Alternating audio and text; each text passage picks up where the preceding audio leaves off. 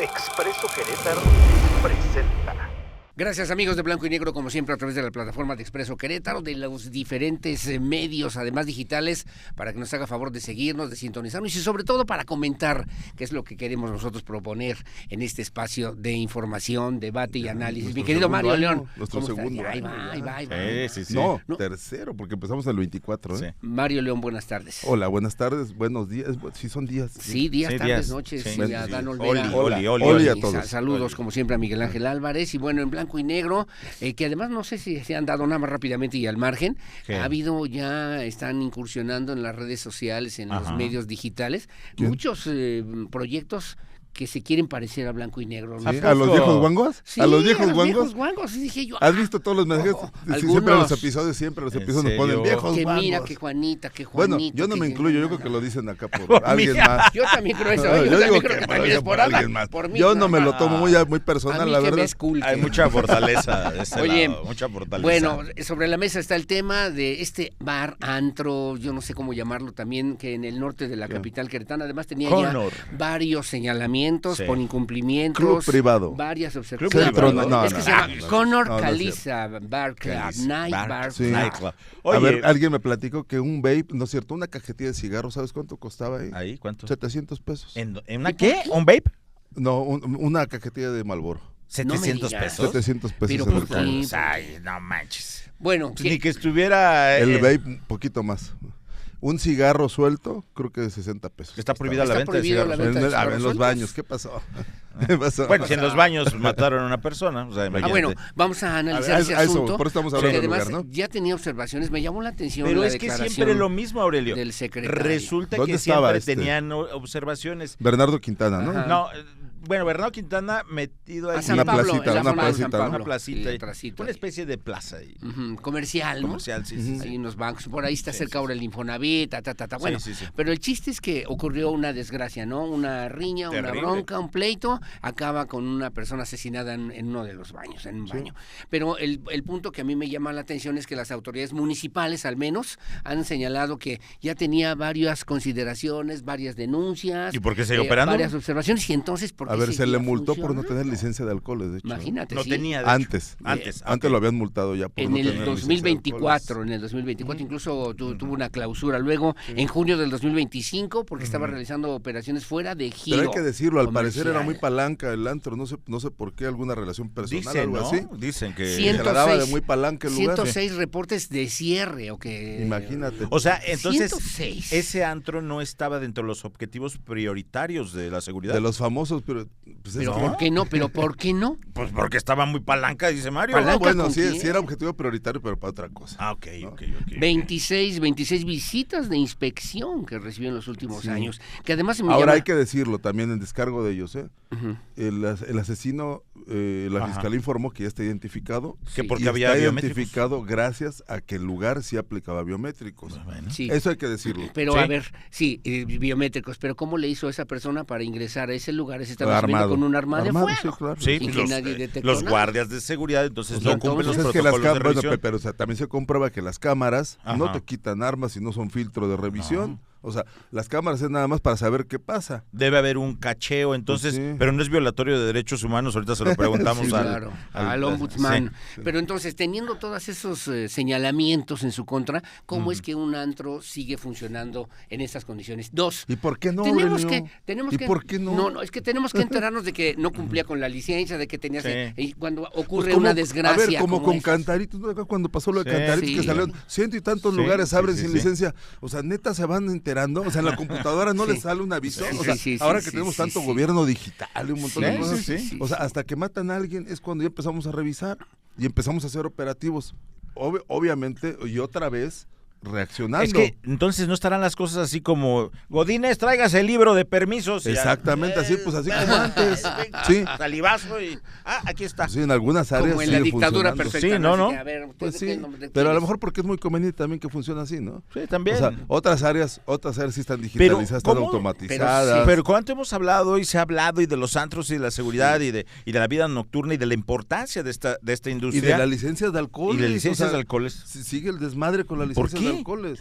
¿Por qué? Pero el punto para mí es que no cumplía con todo eso porque tenía, como tú dices, palancas, porque tenía una relación cercana, pues habría directa que preguntar, con un alto funcionario. Pero bueno, hasta que mataron a alguien ya cierran el lugar, ya mataron a alguien, cierran el lugar, pero... Mataron, no hirieron, no atacaron, no asaltaron, o sea, a ver, lo mataron. Privaron tuvieron de la que vida. Matarlo para que alguien intervenga en un antro que tenía tantos, 106, a ver, 106 reportes de cierre. Se ha dicho mucho aquí en Querétaro que debe y está prohibido que entren a los antros, a los lugares, con estas famosas mochilitas cruzaditas y mariconeras y cosas así, de gente que se siente malosa o es malosa. Y que además... Y no te vas a poder investigarlo. Se siente personaje de canción de Peso no sé qué y de Nata no sé qué, y se sienten esos personajes. ¿Sí? ¿Por qué? ¿Por qué no Porque se siente del patrón. El tema le cae al municipio porque dice Federico de los Cobos, el secretario de Gobierno, es que tenía todo esto y esto y esto y esto. Y luego, ¿qué sigue para las autoridades municipales? Ahora, en días pasados dijo el secretario de Gobierno. Era piruja la muchacha, pero nos dimos cuenta hasta el final. Bueno. Ya que murió. Nos dimos cuenta ya que murió. Sí, Qué fuerte. O todos los balazos, bueno, en fin, pero el último era mortal. Sí. El punto es qué tienen que hacer o qué tenían que estar haciendo ya las autoridades estatales de la Secretaría de Gobierno, de Inspección Municipal, para que esto, cuando tú vas a un lugar, a un antro de diversión, etcétera, sepas que todos los que están abiertos por lo menos cumplen con estos lineamientos básicos fundamentales, elementales. Porque la verdad, entras a un antro y te revisan. A ver, independientemente de la mamonería del cadenero, ¿no? Sí. O sea, entras a un bar en la noche, a un antro, a ver, a diferentes que hay en la ciudad, muchísimos que hay en la ciudad, entras, te revisan, te hacen al cuento, pero a ver, a mí sí me ha tocado ver gente influyente que llega al lado mío, y ahí no lo están revisando y no lo revisan, porque es amigo del dueño, porque es alguien, es amigo o porque es funcionario de tal. Yo ahí en ese momento me largo del lugar. O incluso, en un lugar a mí me ha tocado ver que porque llegó con guaruras no lo revisaron. Y tenía placas del Estado de México, etcétera. De Morelos. Sí. A ver, pasa. O sea, hay que decirlo. O sea, no creo que yo sea el único que haya visto eso.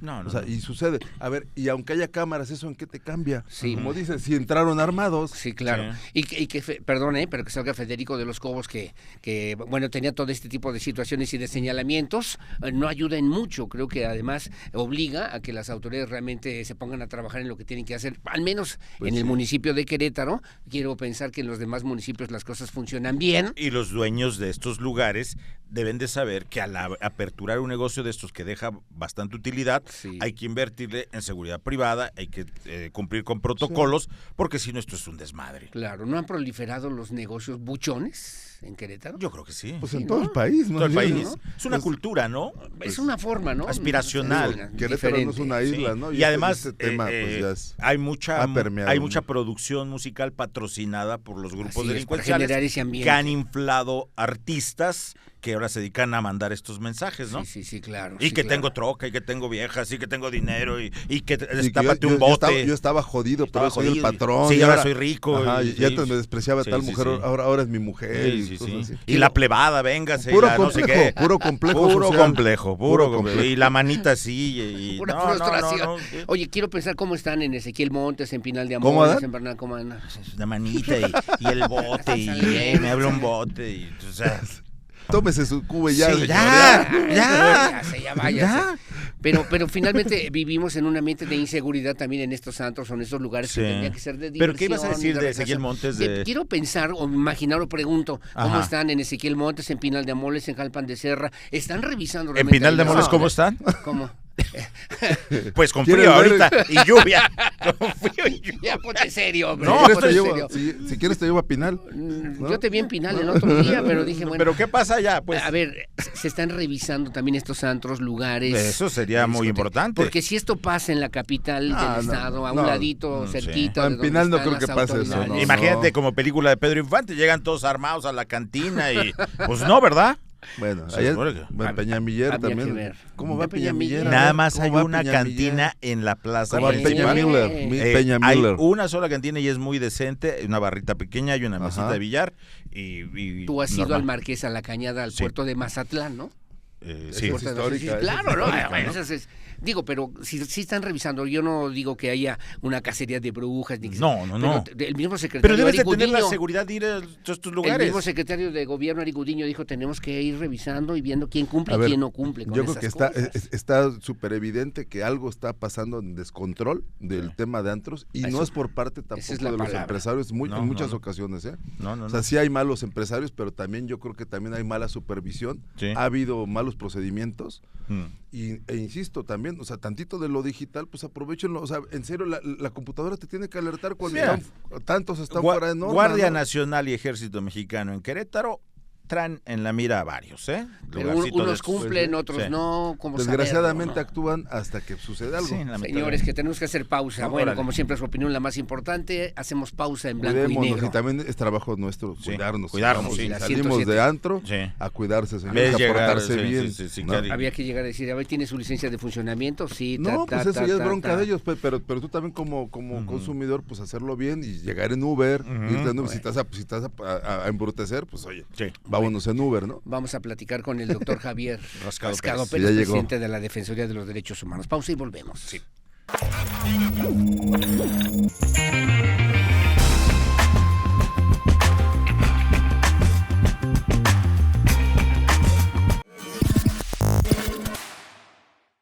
Estamos de regreso aquí en Blanco y Negro. Gracias por continuar con nosotros. Y en esta emisión, compañeros, compatriotas, ¿puedes dejar tu teléfono? Sí, claro. Gracias. O sea, no seas así. Ya damos aquí. No, es que ya es como en la primaria esto, ¿no? Ah, no, ya no se pueden usar en la primaria, ¿verdad? No, ya está. Ya no entra la ley Curi, Sí, claro. No, pero es que decía, oye, un mensaje, espérame tantito, ahorita está bien. Ahorita te atiendo. ¿Tienes compromiso? Tengo un compromiso. Tráetelo el compromiso acá. ¿Ontas, Aurelio? ¿Ontas? Estamos mandando la exclusiva.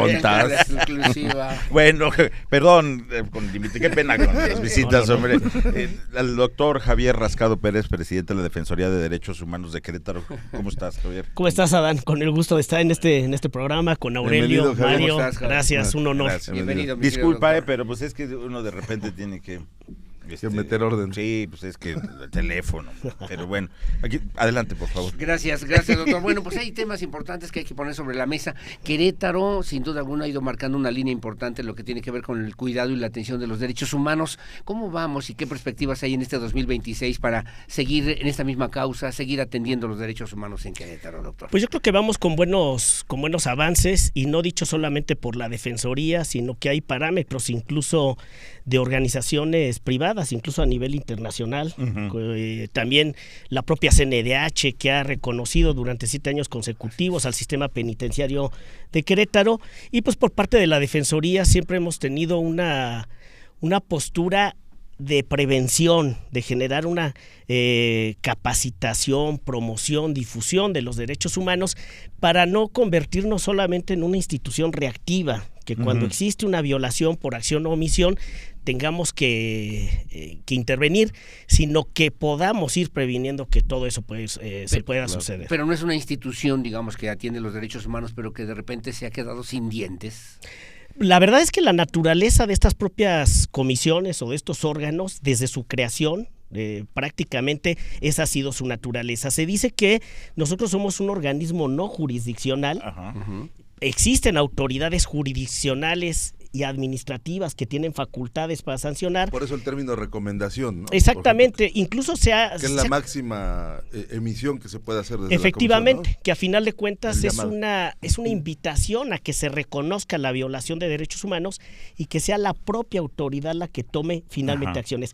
Porque para cualquier otra falta de carácter administrativa, comisión de delitos o cualquier otra que pueda ser, ya existen las autoridades competentes. Por eso, aunque es un debate, Aurelio, que muchas veces se pone sobre la mesa, darles o no darles dientes, los análisis que se han hecho incluso a nivel internacional transformaría la naturaleza del propio organismo, y entonces estos órganos tienen más una fuerza moral, es decir, hacer un señalamiento que tenga un impacto directamente en la autoridad y que sea la propia autoridad la que reconozca y reaccione. ¿Y a poco así ya andamos aquí en Querétaro con los cuerpos policíacos hablo principalmente de ellos, ya totalmente capacitados, ya son bien respetuosos de los derechos humanos, ya se la saben ellos hasta dónde y cómo? ¿A poco sí? Mira, capacitación. La certificación en las cárceles, porque también hay protestas de familiares. Sí, claro. Digo, se han dado varias veces. Y nosotros aquí también tenemos que aclarar. En cuanto a la capacitación, nosotros cumplimos. Por ejemplo, el año pasado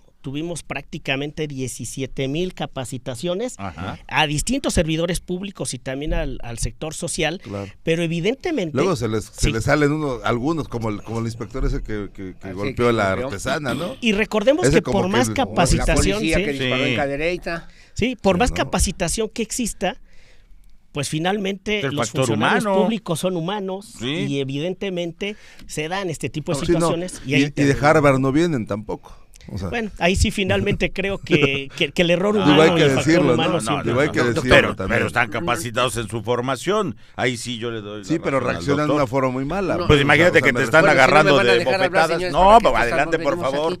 No es un contrasentido de repente que la Defensoría de los Derechos Humanos esté dando capacitación a los servidores públicos. No debería ser una causa, digamos, desde el punto de vista cultural, educativa, entre las instituciones no gubernamentales o organizaciones no gubernamentales, un mandato del servicio para público, que se pudieran generar este respeto a los derechos humanos. A ver, creo que finalmente todo este tipo de cuestiones son estructurales y es de cultura, es decir, se tendría que abordar desde una comunidad, desde una sociedad. Vemos que hay sociedades que por su propia formación cultural pues tienen otro tipo de comportamientos o actitudes, pero creo que sin duda, Aurelio, de todas maneras el trabajo de estos organismos, y así lo dice la Constitución, desde la Constitución Federal y también en la local, es la promoción y difusión. Es decir, tenemos que abonar para construir una cultura de los derechos humanos. Pero en los ciudadanos. Pero yo creo que también en las autoridades. A ver, entendamos, si volvemos al tema de los policías tienen una escuela y una formación policial, que atienden protocolos, que pasan controles de confianza y todo, pero no necesariamente lo tienen el conocimiento de qué acciones u omisiones. No, y el control, como dice Adán, si lo están golpeando, si lo están insultando, pues creo que también. Yo creo que hay veces que hay reacciones que no se justifican, pero que finalmente pues son parte de ese... Pero hay que aclarar también que ese funcionario público, que bueno, sí reacciona mal un funcionario público, pero hay que hablar que también en ese mismo episodio de los artesanos, por ejemplo, que estamos poniendo como ejemplo, también hubo funcionarios públicos golpeados. Y esos también tienen derechos humanos, eso entiendo, ¿no? Sí, y a final de cuentas... No por ser funcionarios públicos pueden ser golpeados o están para que los insulten. Sí, y a final de cuentas, cualquier funcionario público en el ejercicio de su función tiene responsabilidades, ¿no? En cuanto a su ejercicio. Pero ahí, por ejemplo, ya interviene otra autoridad, la Fiscalía General del en ese Estado, evento, ¿no? Particularmente, la Defensoría ¿tiene algún pronunciamiento en particular, ese evento del que hablamos de los artesanos? Sí, nosotros emitimos medidas cautelares a la Secretaría de Gobierno, concretamente, que es la encargada a la municipal, del sector de inspectores, sí, porque finalmente es la autoridad que se señala como la que probablemente cometió la violación de derechos humanos, y aceptaron las medidas cautelares y finalmente nosotros hacemos un acompañamiento inmediato para dar seguimiento. ¿Por qué no llegó a una recomendación específicamente para que tuviera un poquito más de contundencia? Bueno, aquí recordemos que apenas inició la investigación. En el momento que se inicia la investigación, tenemos un proceso legal en el cual solicitamos los informes justificados, vamos a pedir accesos a cámaras y daremos también un seguimiento a los otros procedimientos, al que se inicia ante el propio órgano interno de control y ante la propia Fiscalía. A lo mejor en ese sentido las preguntas sería, en este 2025, ¿cuántas recomendaciones emitió la Defensoría de los Derechos Humanos? Bueno, nosotros emitimos más de 300 acuerdos de resolución. Aquí sí me gustaría comentar algo. No todos llegan a recomendaciones. Sí, en recomendaciones concretamente, no solamente los acuerdos de resolución son recomendaciones. Tenemos también conciliaciones, que tuvimos más de 100. Tenemos acuerdos de responsabilidad, que es prácticamente una recomendación, pero con la aceptación previa de la autoridad. Y finalmente tenemos las... O sea que la Defensoría ya le entró también este sistema de método alternativo de resolución. La propia Constitución nos lo ofrece y recordemos, Adán, lo que la gente cuando se le violenta un derecho humano quiere es la restitución en el ejercicio de su derecho. Entonces muchas veces atenernos a un procedimiento largo no cumple esa función. No ayuda, no pierde. Por eso es que en la mayoría de los casos, nosotros proponemos ese acercamiento y te digo, en más de 100 casos llegan a un acuerdo en el que se queda resarcida la persona. Acuerdo de responsabilidad. Javier Rascado, presidente de la Defensoría, hablabas ahorita del reconocimiento de la Comisión Nacional al sistema penitenciario local, pero con todo respeto, yo he visto que recientemente personas, atentan contra su vida. y la información es nula.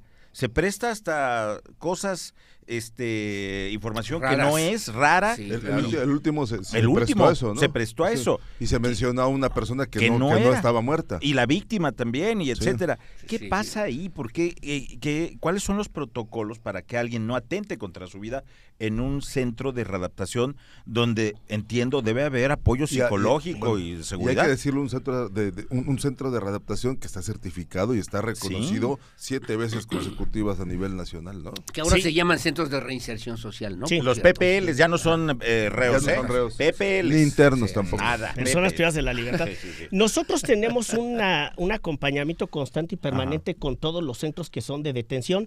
Por protocolo, siempre que una persona fallece por la causa que sea, nosotros asistimos inmediatamente y por protocolo nosotros también iniciamos una queja de oficio.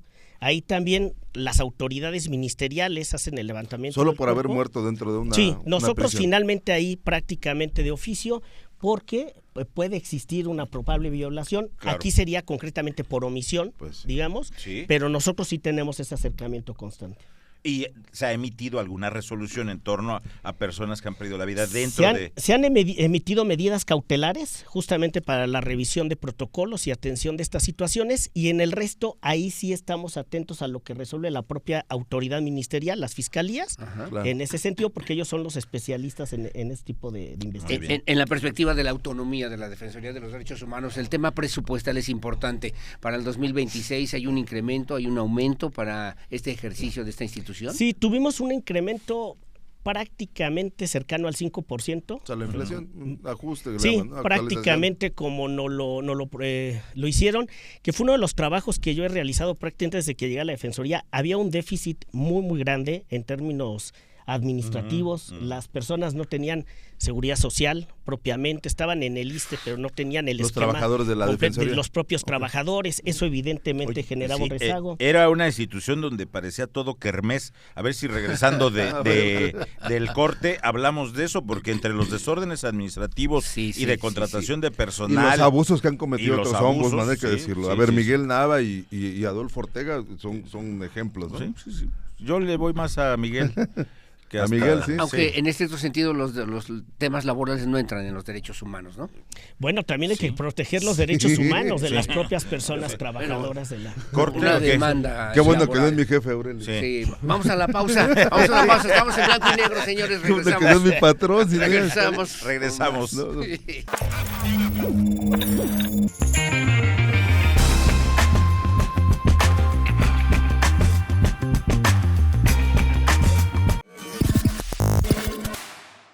Estamos de vuelta aquí en Blanco y Negro en el 107.5, en todas las redes sociales.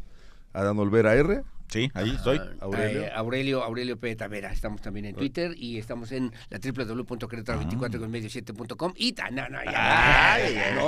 síguele. No, bueno. Yo en Facebook, en Twitter y en X estoy en Mario Instagram Leiva. También. Bueno, de Querétaro también.com.mx. Estamos con el doctor Javier Rascado. Gracias. Y tenías una inquietud ahí sobre el presupuesto, preguntarte, doctor, el tema presupuestal para el 2026 hubo un incremento, ¿y en qué se va a dedicar, a qué se va a destinar ese presupuesto en Querétaro? Pues mira, evidentemente siempre hay necesidades apremiantes, y en este momento nosotros tenemos concretamente 3 oficinas: la oficina Querétaro, una en San Juan del Río y tenemos la oficina de Jalpan.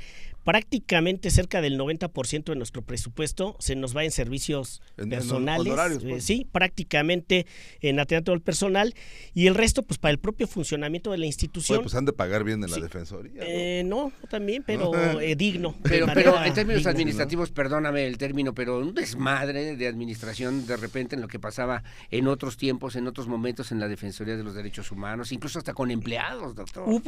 Sí, nosotros cuando llegamos nos encontramos incluso con muchas demandas laborales. Había mucho laudo. Muchísimas demandas laborales que hemos tenido que ir enfrentando con las resoluciones. Esas eran de herencia principalmente del que mencionaste, de Miguel Nava, ¿no? Sí. Yo puedo decir honestamente que desde que es mi administración no hemos tenido una sola demanda laboral. Y pues son esos pequeños detalles de orden administrativo los que luego pasan un poco desapercibidos, pero que finalmente son los que permiten un verdadero fortalecimiento institucional y un adecuado funcionamiento. Y no le permitían a esta Defensoría dedicarse a lo que se tenía que dedicar. Pues yo creo que muchas veces, pues si no hay un orden administrativo interno... Pero además será contradictorio, ¿no? Imagínate la difícilmente. No hay para la gasolina de los coches, pues... No.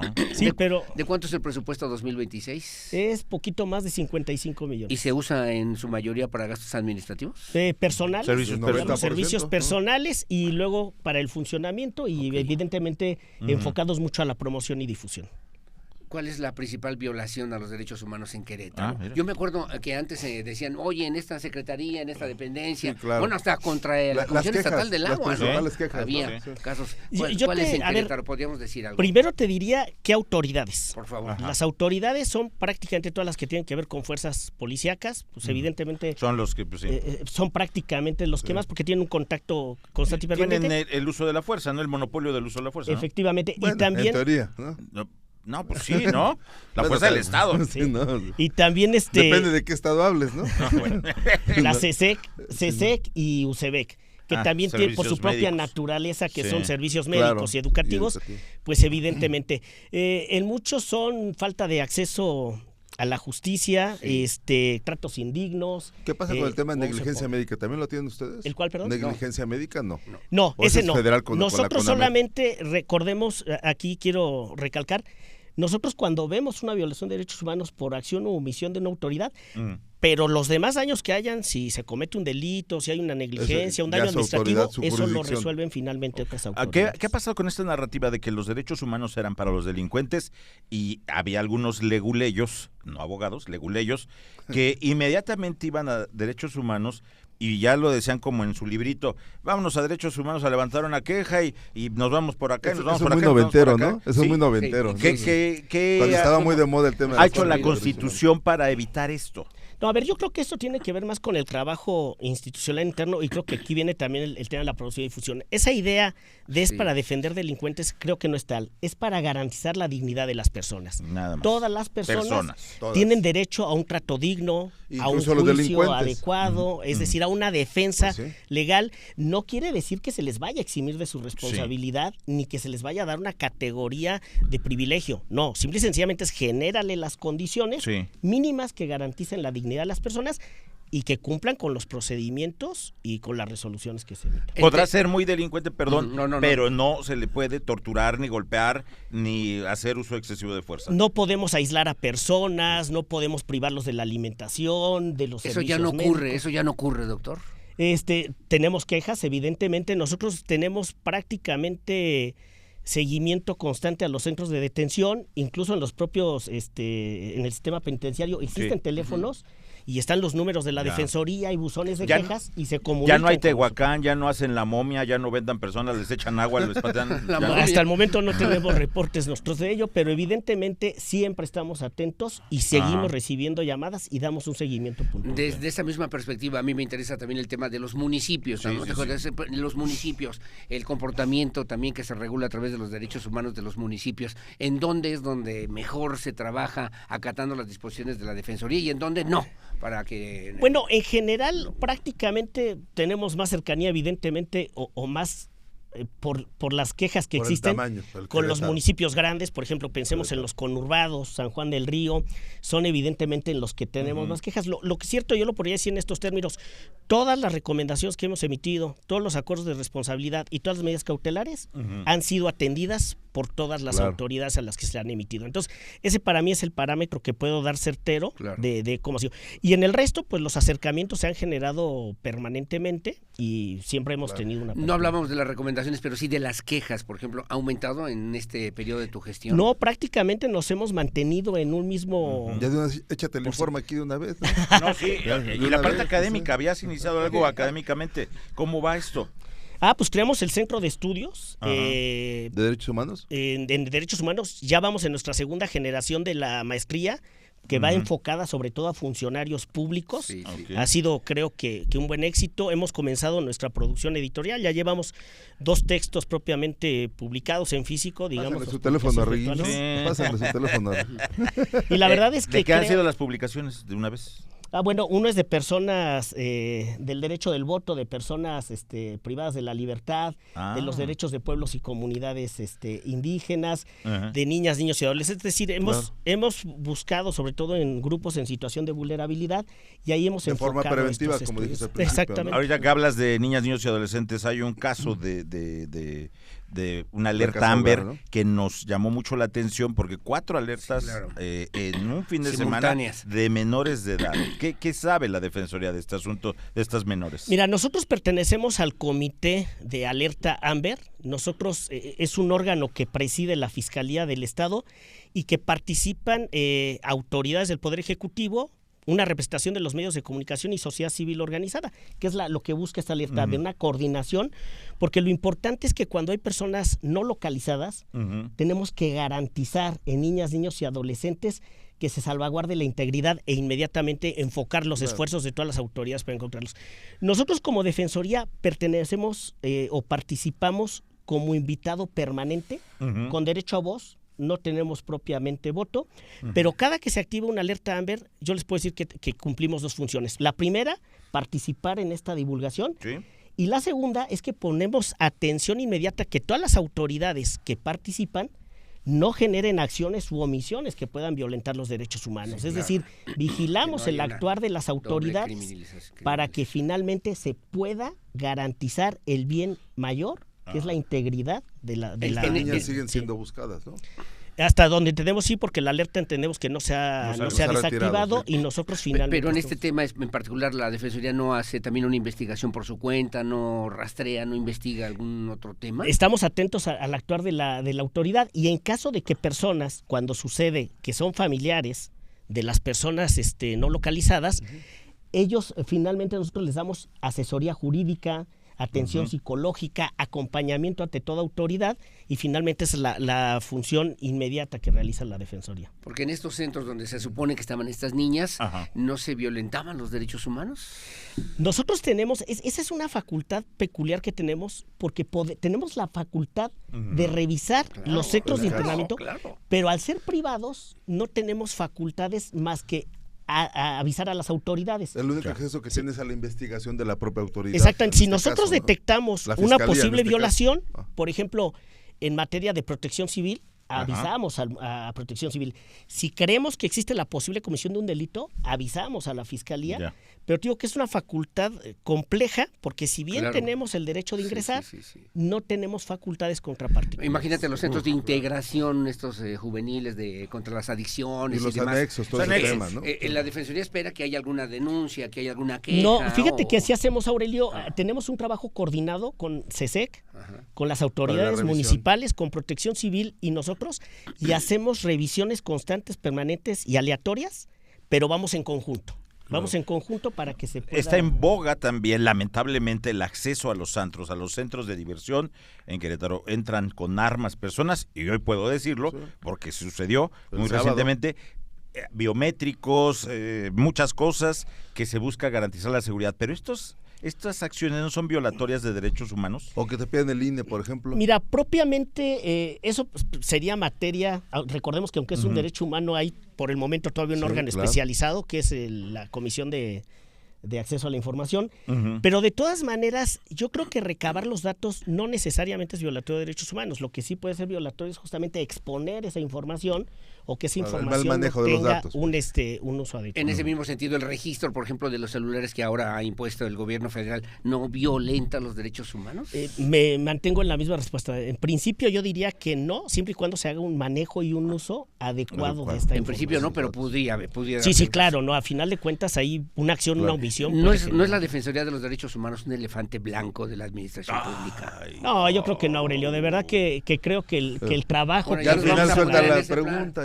Bueno, pues es que el otro ya lo hice al principio, pero no tampoco mejor al final. No, la verdad, yo sí creo en el trabajo que se realiza en las instituciones, y es más, te voy a decir algo. Por favor, doctor. Creo que luego hay una práctica de descalificar a los árbitros. Yo lo digo así mucho en términos de fútbol, pero la verdad es que estas instituciones requieren requieren mucho de ese reconocimiento justamente para su actuar.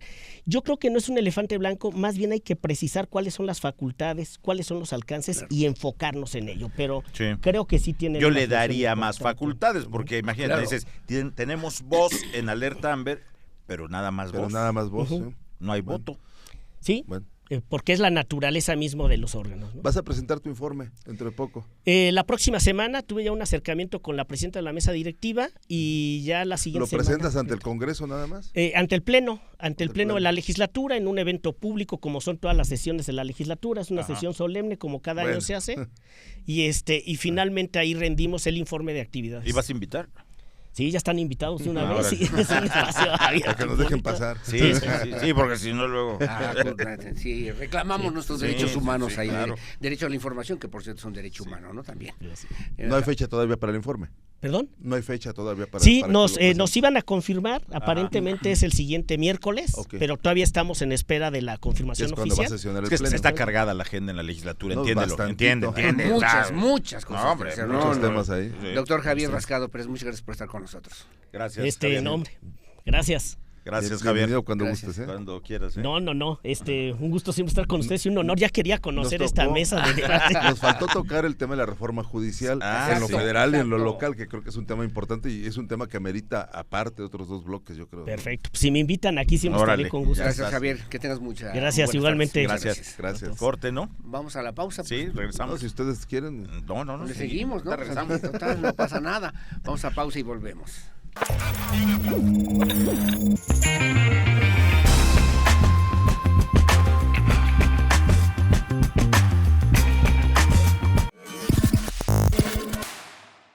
Bueno, amigos, estamos de regreso, como siempre, gracias. Y hay que preguntarnos de la FITUR, la Feria Internacional del Turismo. Joder, Aurelio. Arza Moreno.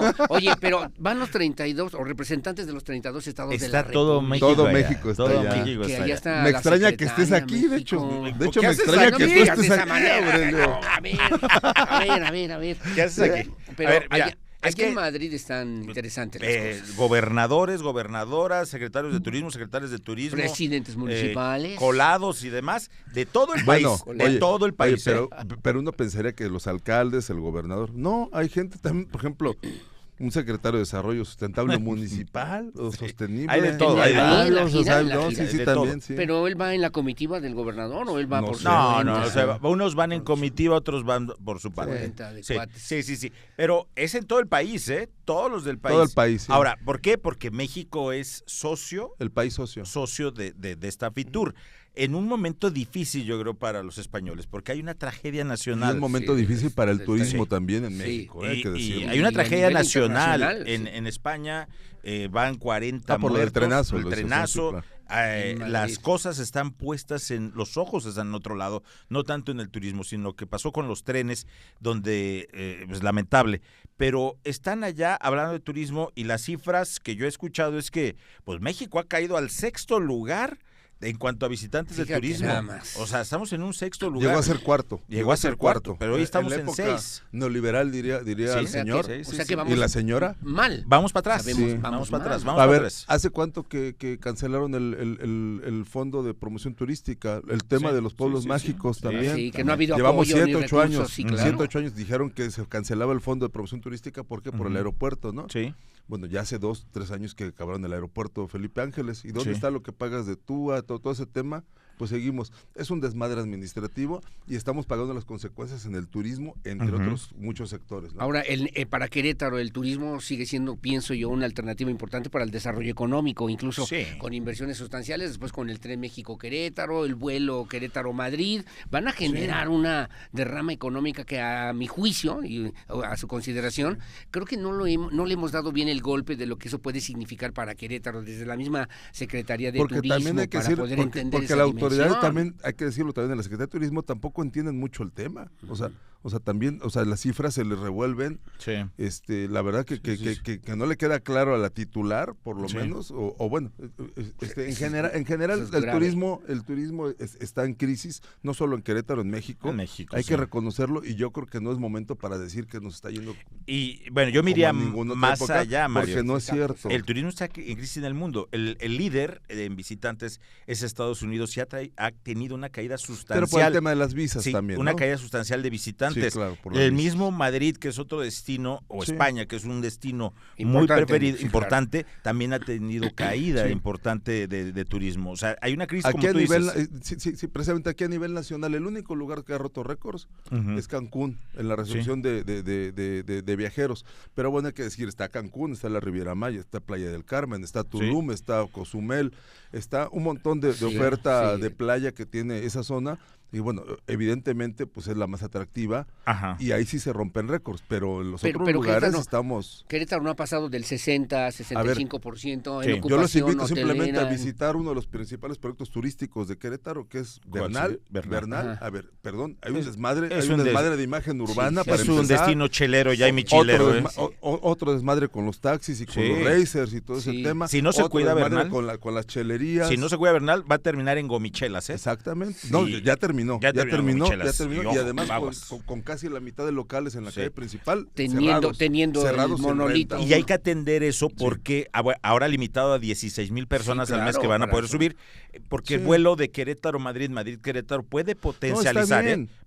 Claro, es una gran herramienta, yo creo, pero hay que aprovecharla, y también hay que hacer nuestra chamba. Los empresarios de Bernal, también turísticos, tendrán que hacer su chamba. La alcaldesa de Ezequiel Montes, o el alcalde de Ezequiel Montes también tiene que hacer su chamba.